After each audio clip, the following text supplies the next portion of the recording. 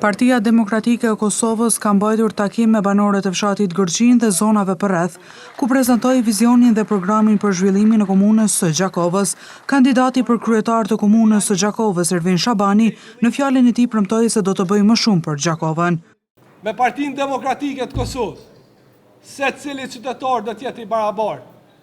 Nuk do të punësohen njerëzit me libreza partijake, do të punësohen njerëzit meritor, sepse ne kemi nevojë për njerëz profesionist.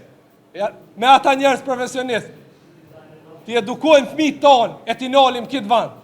Në takim foli dhe kandidati për këshilltar komunal në Gjakov, Hysni Muhadri, theksoi se PDK-ja është vendosur të jap një drejtim të ri Gjakovës. Dua ti ndihmoj Hasit, ti ndihmoj Demjonit, Gërgjinës, Lipovecit, Rogovës dhe në përgjithësi qytetit të Gjakovës. Në këto zgjedhje jemi të qartë çfarë duajmë. Duam që të mbështetet kandidati për kryetar zoti Ervin Shabani. Ndërsa kryetari i degës së PDK-s në Gjakov, Hajdar Beqa, veçoi rëndësinë e votës për kandidatët për asamblee komunale nga kjo zonë.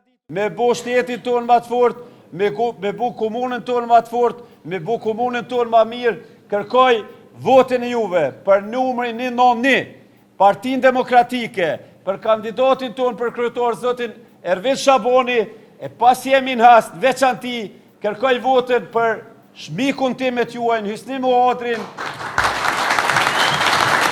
e hasjo i madh, kërkoni për Hysin, jo veç në hast, po zgjeron edhe në unë tjera Gjakovës.